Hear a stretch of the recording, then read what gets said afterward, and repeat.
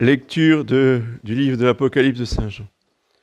En ces jours-là, je vis, moi Jean, un autre ange qui montait du côté du soleil levant, tenant le sceau du Dieu vivant. Et il cria d'une voix forte aux 4 anges, auxquels il avait été donné de nuire à la terre et à la mer. Ne nuisez point à la terre ni à la mer, ni aux arbres, jusqu'à ce que nous ayons marqué du sceau le front des serviteurs de notre Dieu. Et j'entendis le nombre de ceux qui avaient été marqués du sceau. 144 000 de toutes les tribus d'Israël étaient marqués du sceau. De la tribu de Juda, 12 000. De la tribu de Ruben, 12 000. De la tribu de Gad, 12 000. De la tribu d'Asser, 12 000. De la tribu de Nephtali, 12 000. De la tribu de Manassé, 12 000. De la tribu de Simeon, 12 000. De la tribu de Lévi, 12 000. De la tribu d'Isaacar, 12 000. De la tribu de Zabulon, 12 000. De la tribu de Joseph, 12 000. De la tribu de Benjamin, 12 000 étaient marqués du sceau. Après cela, je vis une grande multitude que personne ne pouvait compter, de toute nation, de toute tribu, de tout peuple et de toute langue. Ils se tenaient devant le trône, en face de l'agneau, vêtus de robes blanches, et ils avaient des palmes dans leurs mains.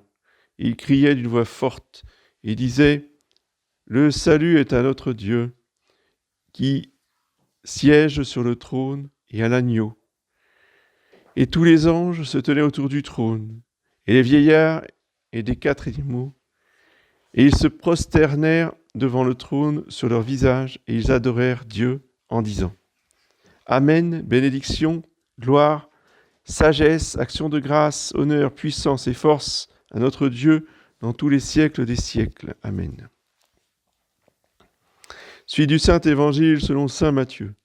En ce temps-là, Jésus, voyant les foules, gravit la montagne. Quand il se fut assis, ses disciples s'approchèrent de lui. Et prenant la parole, il se mit à les instruire en disant : Bienheureux les pauvres en esprit, car le royaume des cieux est à eux. Bienheureux ceux qui sont doux, car ils posséderont la terre. Bienheureux ceux qui pleurent, car ils seront consolés.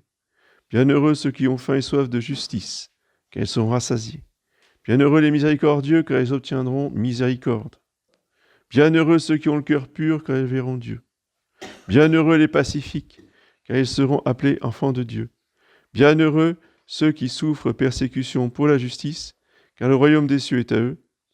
Bienheureux vous serez lorsqu'on vous maudira, qu'on vous persécutera, qu'on dira faussement toutes sortes de mal contre vous, à cause de moi. Réjouissez-vous alors et tressaillez de joie, parce que votre récompense sera grande dans les cieux.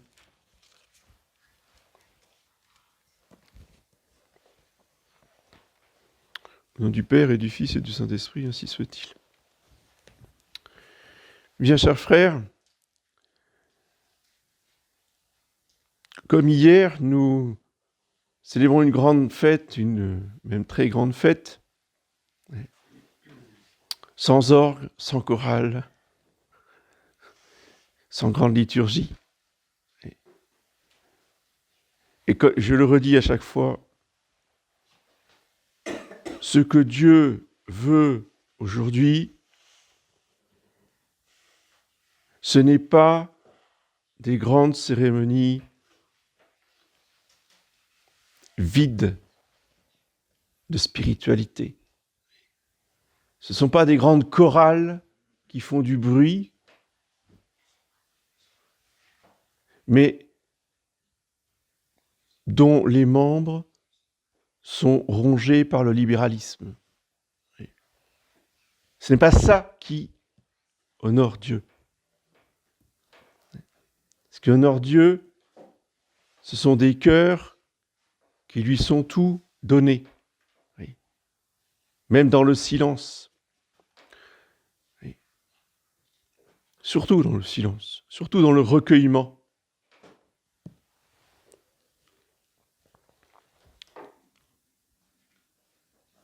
Les modernistes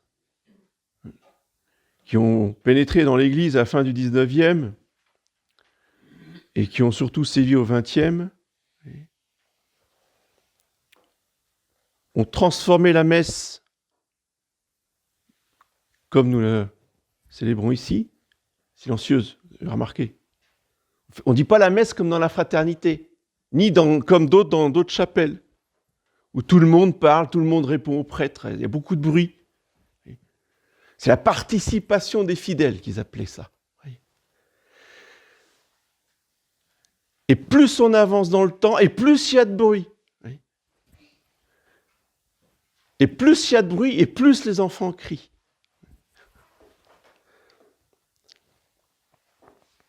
Alors que, justement,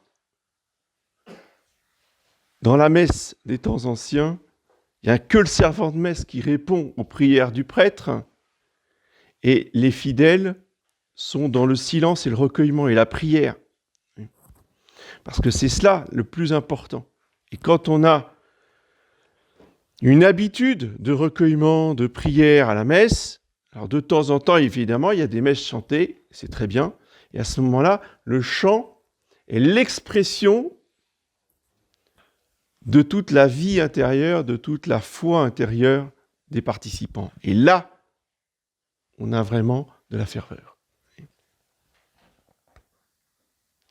Donc il faut réapprendre, vous voyez, cette vie intérieure, cette vie de recueillement, cette vie de silence, en union avec le saint sacrifice de la messe qui se déroule sur l'autel.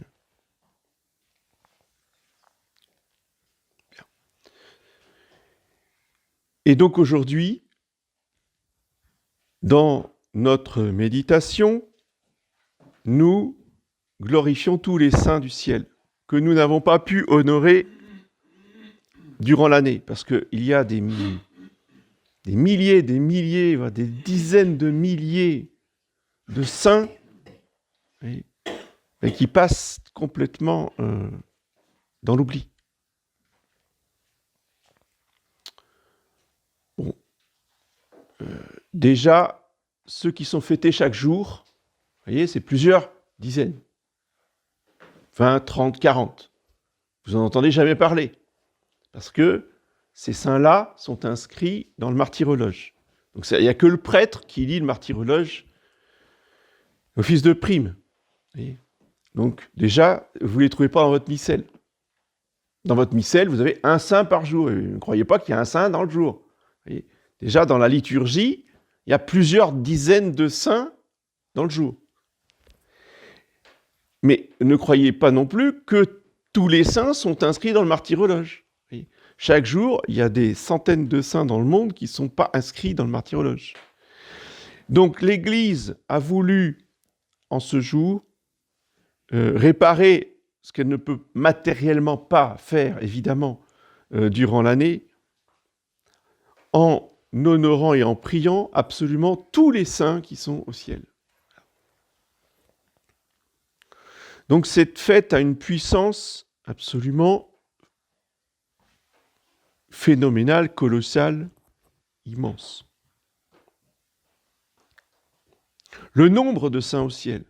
Saint Jean nous dit dans son épître que il y en a de tous les peuples, de toutes les langues, de toutes les tribus, de toutes les nations, et que personne ne peut compter. Oui, le petit nombre des élus, personne ne peut compter le petit nombre. C'est très relatif, le petit nombre. Le petit nombre est plus nombreux que le nombre des étoiles.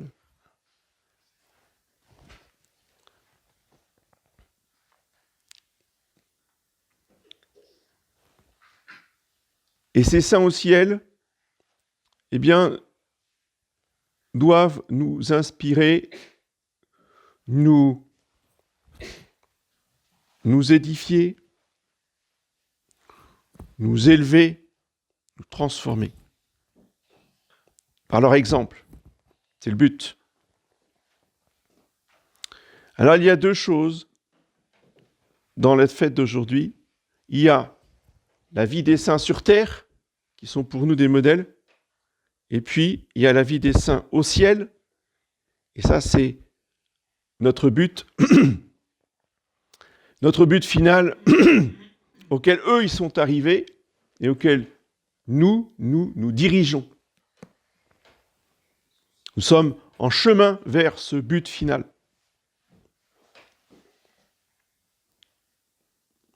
La vie des saints sur terre est pour nous un exemple qui doit nous encourager à marcher sur leurs traces. Et donc déjà, à bien comprendre comment ils sont devenus des saints. Alors, le programme, il n'est pas compliqué. Et c'est ce que je vous disais l'autre dimanche. Les béatitudes. L'évangile d'aujourd'hui. C'est ça pour devenir un saint. C'est pas plus compliqué que ça. Mais c'est pas les 10 commandements. Vous avez remarqué. C'est pas la loi. On vous dit pas il faut faire ceci, il faut pas faire cela. Non. C'est quoi le programme? Il faut être bienheureux. Le saint, c'est quelqu'un qui est bienheureux maintenant. C'est le bonheur. La sainteté, c'est le bonheur.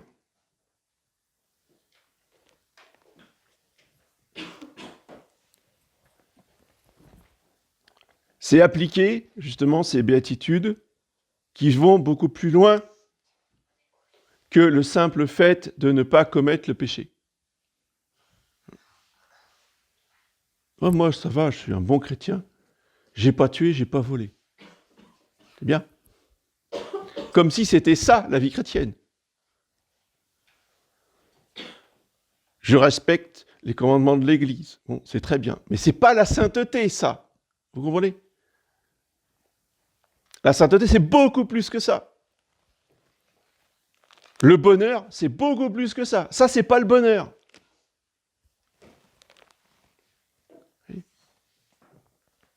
Bienheureux ceux qui souffrent persécution pour la justice. Le royaume des cieux est à eux. Le bonheur, c'est quand on nous maudit, qu'on nous persécute, qu'on dit faussement toutes sortes de mal contre nous. C'est peut-être pas notre conception du bonheur au départ. Voyez. Et pourtant, c'est ça le bonheur. Et pour que ça soit le bonheur, il faut que nous ayons dans notre cœur, dans notre âme, le Saint-Esprit qui, avec ses 7 dons, nous fait pratiquer ces béatitudes. Les béatitudes, c'est quoi? Ce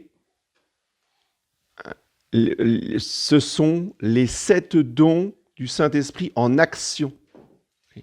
Les dons du Saint-Esprit sont donnés dans l'âme, ils sont infusés dans l'âme au baptême et à la confirmation. Et quand les dons du Saint-Esprit se mettent en action, ça donne les béatitudes. Je n'ai pas parlé de péché, je n'ai pas parlé de vertu, j'ai parlé des dons qui se mettent en action avec les béatitudes. Et pour déclencher ces dons du Saint-Esprit et vivre des béatitudes, tous les saints, justement, que nous fêtons aujourd'hui, le disent d'une manière ou d'une autre. Il faut des grands désirs. Et il faut toujours vouloir faire la volonté de Dieu. Quel est le mot qu'on ne comprend pas? Un enfant de 7 ans peut comprendre. Ce n'est pas compliqué. C'est enthousiasme. Parce que la sainteté, c'est l'enthousiasme. Ça veut dire quoi, enthousiasme? Ça vient du grec, théos, Dieu. En, in, dedans. L'enthousiasme, c'est Dieu dans notre âme. C'est ça qui provoque l'enthousiasme. Et Dieu, il est comment? Il est infini. Il n'est pas grand. Dieu n'est pas grand. Ça, c'est Allah qui est grand. Mais nous, Dieu, il est infini.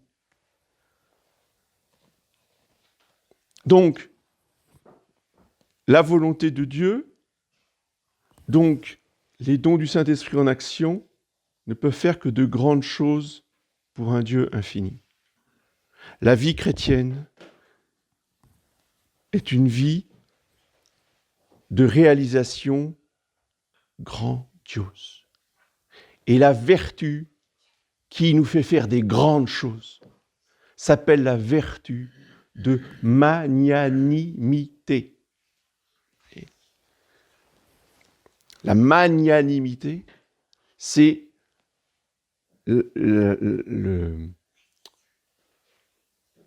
d'abord de grands rêves.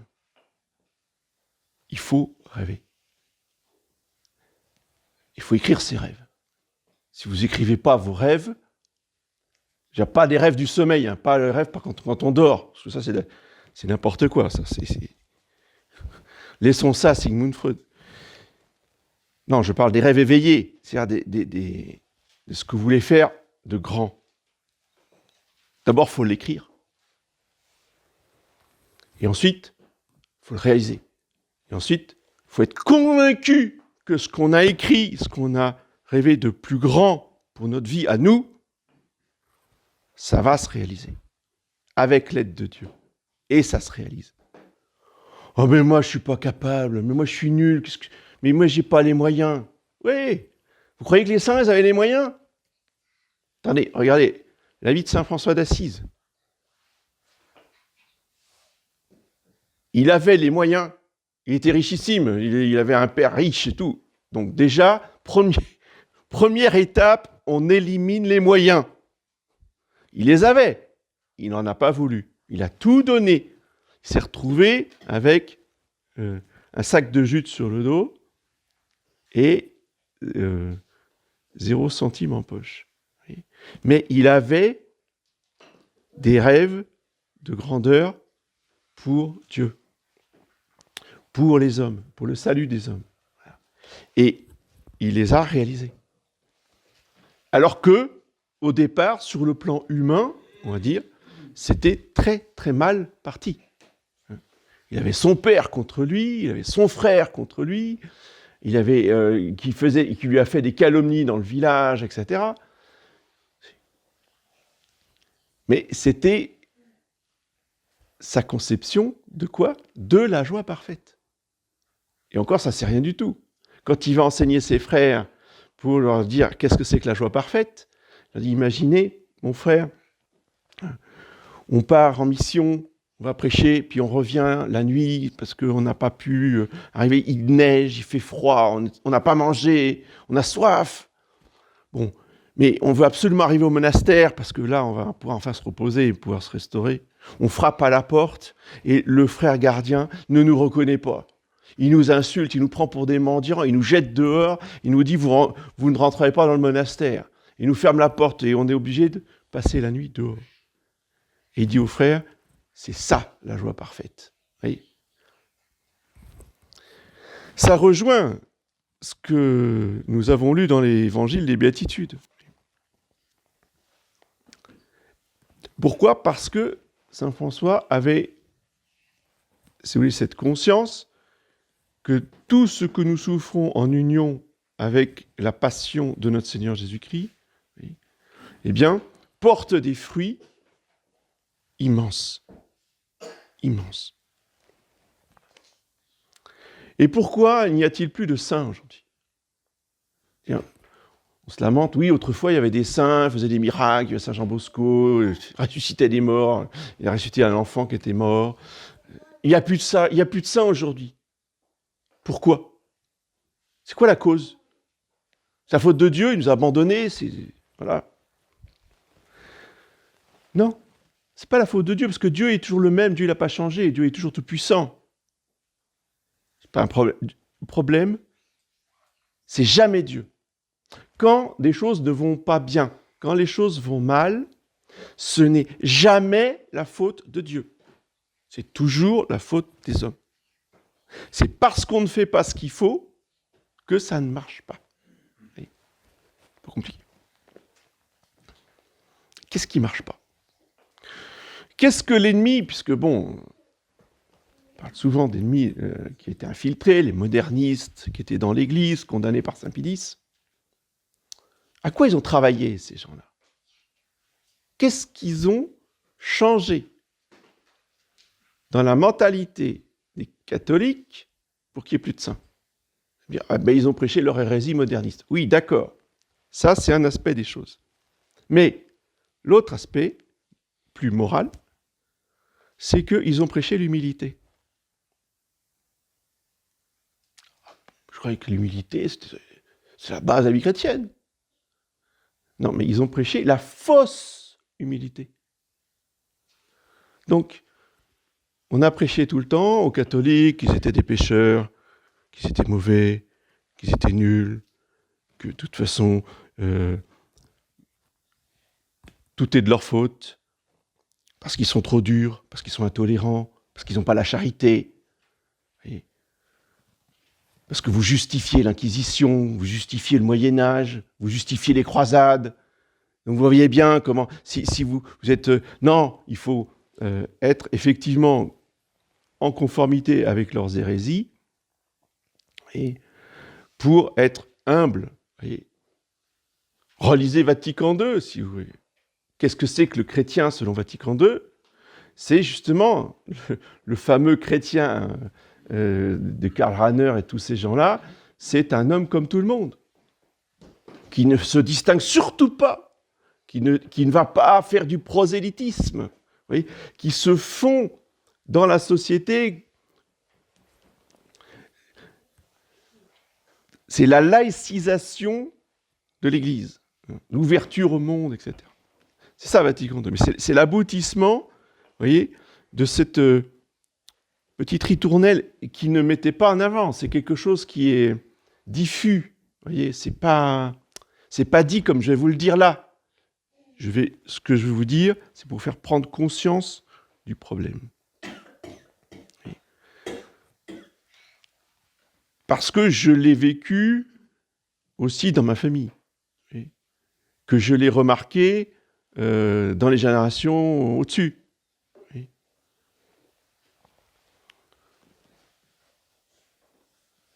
On ne prêche pas la magnanimité, on prêche la petitesse. Alors, vous allez me dire, oui, Sainte Thérèse de l'Enfant Jésus, c'est la petite voix. Oui, mais justement, ça prend une place phénoménale, cette petitesse. Est-ce que dans l'Église catholique, il n'y a que la petitesse et parmi les saints, est-ce qu'il n'y a que Sainte Thérèse de l'Enfant Jésus ? Oui, d'une part. Jamais se contenter d'une seule doctrine spirituelle ou d'un seul saint. Ensuite, ça, c'est une présentation déformée, déjà, par le Carmel et par les modernistes du XXe siècle, qui ont voulu présenter la petite Thérèse comme une de petites choses qui était toute petite. Ce n'est pas Sainte Thérèse, c'est l'image qu'on a voulu donner de Sainte Thérèse. Commencez par les photos. Il n'y a pas de photos. On fait des portraits, et puis des portraits très sucrés, très doucereux. Puis quand vous faites la comparaison entre les portraits peints de Sainte Thérèse de l'Enfant Jésus et de la véritable photo de la vraie Sainte Thérèse de l'Enfant Jésus, vous remarquerez que ce n'est pas du tout le même visage. Parce que la Sainte Thérèse de l'Enfant Jésus, si vous voulez, oui, bien sûr qu'elle a parlé de la petitesse, qu'elle a parlé de l'humilité, mais elle avait une spiritualité de combattante. Elle avait dit, si j'étais un homme, je ne serais pas rentré au Carmel, je me serais engagé dans les oeuvres pontificaux. C'est ça, Sainte Thérèse de l'Enfant Jésus. Et elle avait une admiration et une dévotion immense pour Sainte Jeanne d'Arc, et elle a joué justement une pièce, elle a écrit une pièce et elle a joué dans le Carmel de Sainte Jeanne d'Arc, d'ailleurs on la voit en photo habillée en Jeanne d'Arc, parce que c'était son idéal de se battre pour Jésus-Christ et l'Église. Mais dans son Carmel, Sa voix d'enfance, c'était pour convertir le monde, pour soutenir tous les missionnaires. Et une fois qu'elle a quitté la terre, son objectif, c'était de faire du bien, de passer son ciel à faire du bien sur la terre. Ça, ce sont des grandes choses. Un cœur immense, Sainte Thérèse de l'Enfant Jésus. Oui. Et on oublie trop que la sainteté, oui, c'est l'humilité, mais ce que disait très souvent Sainte Thérèse de l'Enfant Jésus, justement à ses novices, c'est quoi l'humilité? C'est la vérité. Je suis nul, j'y arriverai jamais, je suis mauvais, j'ai pas les moyens, j'ai pas les vertus. Ce n'est pas la vérité. C'est peut-être une partie de la vérité, mais ce n'est pas la vérité complète. La vérité, c'est que oui, nous avons des défauts, nous avons des péchés, nous avons les péchés capitaux, on est d'accord. Il ne faut jamais l'oublier. Sans Jésus-Christ, nous ne pouvons rien faire. C'est ça la vie d'enfance, la voie d'enfance.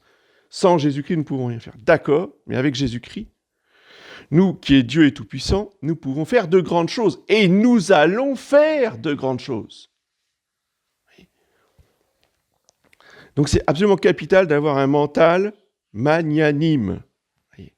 Et de s'appuyer non pas sur ses propres forces, parce que ça, c'est de l'orgueil, mais de s'appuyer sur Jésus-Christ et le Saint-Esprit et ses dons pour pouvoir réaliser de grandes choses. Et tout le monde peut le faire, parce que personne n'est capable de le faire, tout seul. Même si on est très intelligent, même si on est très fort, même si on est très riche, on n'est pas plus capable que celui qui a très peu de moyens naturels. Sans Jésus-Christ, le très fort, le très riche, le très puissant, le très petit, le très faible, le très démuni, les deux ne peuvent rien faire. C'est clair. Ils ne vont pas faire des grandes choses. Ils ne vont pas faire des petites choses. Jésus-Christ ne dit pas « Sans moi, vous pouvez faire des petites choses ». Non. Sans moi, vous ne pouvez rien faire. Donc la sainteté, c'est de faire des grandes choses avec Jésus-Christ, quels que soient, je dirais, nos talents de départ. Il faut connaître ses talents pour les faire fructifier, parce que faire de grandes choses, ça ne se fait pas avec des défauts ou avec des péchés. Faire des grandes choses, ça se fait avec des vertus, avec des qualités, avec des talents. Il faut les connaître pour les développer, justement. Oui. Mais il s'agit bien d'entreprendre de grandes choses pour l'amour de Dieu, pour l'amour du prochain, pour l'amour de l'Église. C'est comme ça que tous les saints sont devenus des saints. C'est pas autrement. Et c'est en cassant cette magnanimité, ce désir de faire de grandes choses, qu'on en est arrivé de renoncement en renoncement, de trahison en trahison à Vatican II. Donc si nous voulons reconstruire à partir sur les ruines actuelles, eh bien il nous faut obligatoirement vouloir devenir des saints avec de grands désirs et de la magnanimité. C'est-à-dire de croire, avoir une foi qui déplace les montagnes, de croire dans le Sacré-Cœur de Jésus qui va nous aider, nous donner la force, les grâces et tous les moyens pour reconstruire la vie chrétienne, la société chrétienne, etc. Et interdisons-nous le mot impossible. Un magnanime ne supporte pas qu'on lui dise « c'est pas possible ». À Dieu, rien n'est impossible. Quand je suis arrivé ici, il y a 21 ans, je peux compter au moins une dizaine de personnes qui ont dit « Monsieur l'abbé, vous n'y arriverez jamais, vous ne tiendrez pas. c'est pas possible. Je dis, ben vous verrez, on en reparlera. C'est justement parce qu'on me dit que c'est pas possible, je suis convaincu que ça va arriver. Et vous voyez, on en est 21 ans après. Et c'était pas possible. Et j'avais rien. Et j'étais complètement démuni. Mais c'est pas une question de moyens. Et avec les peu de moyens que j'ai aujourd'hui, je suis convaincu qu'on va faire des grandes choses. Parce que c'est juste une question de les vouloir, de les imaginer, de les écrire et de les réaliser. Ça demande du temps, mais ça se fait. Avec l'aide du ciel, eh bien, on réalise. Dans le but d'arriver au ciel. Mais le ciel, c'est encore plus impossible d'arriver au ciel que de faire de grandes choses sur terre. C'est beaucoup plus facile de faire des choses sur la terre que d'arriver au ciel. Et on n'a pas conscience de ça. On croit qu'il suffit d'aller à la messe tous les dimanches et puis de prier tous les jours et on va aller au ciel. Ça ne fonctionne pas comme ça. Hein. Ce n'est pas ceux qui disent « Seigneur, Seigneur » qui entreront dans le royaume des cieux. Ce sont ceux, dit Jésus, qui font la volonté de mon Père. Et la volonté de Dieu, c'est que nous fassions de grandes choses pour sa gloire. Voilà. Donc, une fois arrivé au ciel, on n'a pas quelque chose de petit. C'est pas un petit ciel. C'est quasiment infini. Et en plus, c'est éternel, ça n'a pas de fin. Mais la foule, on ne peut pas la compter. Dieu est infini, tout est immense dans le ciel. Donc il faut être épris de la grandeur de Dieu, de la grandeur de notre dignité chrétienne, de la grandeur de notre âme. Et le magnanime ne se contente pas des petites vertus, de la médiocrité quotidienne. Les chrétiens médiocres, c'est ce qu'on a aujourd'hui, c'est la médiocrité, parce que justement, plus personne ne veut rien faire. Aujourd'hui, nous ne sommes plus capables de faire une cathédrale. Pourquoi les catholiques du Moyen-Âge ont fait des cathédrales? Mais parce qu'ils rêvaient, ils étaient enthousiasmés, ils étaient habités par la grandeur de Dieu, la beauté de l'Église. Voyez, donc ils ont traduit dans la pierre ce qu'ils avaient dans le cœur. C'est tout. Et qu'est-ce qu'ils avaient dans le cœur, c'est ce qu'ils imaginaient, c'est ce qu'ils rêvaient. Et pour pouvoir le réaliser, ils l'ont écrit. Si vous ne faites pas de plan pour votre cathédrale, vous n'allez pas y arriver. Et bien pour notre vie, c'est pareil. Il faut avoir un plan pour notre vie. Parce que si nous ne faisons pas ce plan pour notre vie, que l'on écrit et qu'on essaye de suivre et d'améliorer au fur et à mesure, c'est l'ennemi, ce sont les ennemis, c'est la société, c'est le démon qui va avoir un plan pour vous et qui va vous imposer son plan à lui. Alors, il faut savoir ce qu'on veut. Soit je veux être maître de ma vie et faire des choses pour Dieu, soit je me laisse guider, mettre en esclavage par la société pour faire leur plan à eux. Le saint, c'est celui qui dit non à la société. C'est celui qui dit non au monde. Même si on est l'ami intime du roi et qu'on a travaillé avec lui pendant des années et qu'il y a une affection humaine entre les deux. Puis un jour, le roi, il dit « Bon, je vais divorcer, le pape va m'excommunier parce qu'il n'est pas d'accord, donc tu me signes un papier comme quoi tu me soutiens contre le pape. » Et Thomas More, il dit « Non, tu es un très bon ami, je t'aime beaucoup, je t'ai toujours servi loyalement, mais ça, c'est pas possible. » il s'est retrouvé en prison. C'est-à-dire que son meilleur ami l'a mis en prison, l'a condamné à mort. Et en prison, sa femme, ses filles sont venues le supplier, dire mais écoute, quand même, papa, c'est juste un papier à signer, quoi.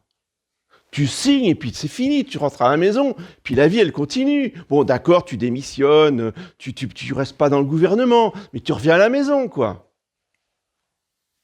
Bah, Thomas More, il a dit non. Il s'est fait couper la tête, il a dit à sa fille, il a dit à sa femme, vous rentrez à la maison, vous me fichez la paix, je continuerai jusqu'à la mort.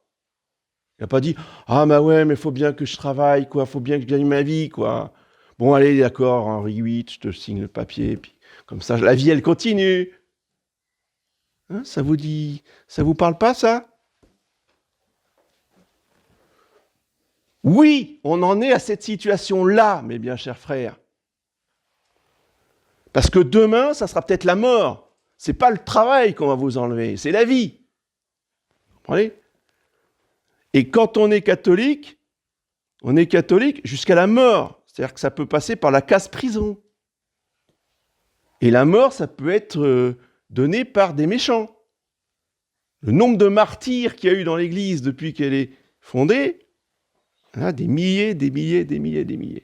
Ah mais oui, mais nous, c'est pas possible. Non, bah non, pas nous, pas au XXe siècle. Bah si. Nous, ça peut être aussi de nouveau. C'est pas une fatalité, mais ça reste une possibilité. Et le martyr, c'est la plus grande chose qu'un saint puisse faire sur terre. Donc quand je parle de grandeur, je ne parle pas de puissance, de régner sur des régions, d'avoir des immenses propriétés, c'est pas de ça dont je parle. La grandeur maximum, c'est de donner sa vie pour ceux qu'on aime, dit Jésus-Christ. C'est de verser son sang pour Dieu, pour Jésus-Christ qu'on aime. C'est ça, la grandeur des saints. Et c'est ça que beaucoup d'entre eux, vous voyez, nous ont montré pour rentrer au ciel. Et ceux qui ont été martyrisés, qui ont reçu cette grâce que tous les saints ne reçoivent pas, du martyr, vous voyez, une fois qu'ils sont morts, c'est directement le ciel sans passer par le purgatoire. Oui.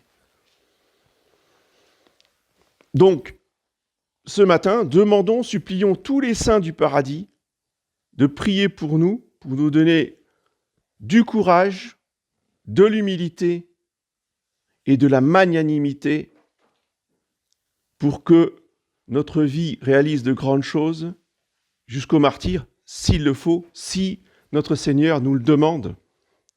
Ce n'est pas nous qui choisissons le martyr, c'est Jésus-Christ qui le propose à des âmes qu'il choisit lui-même.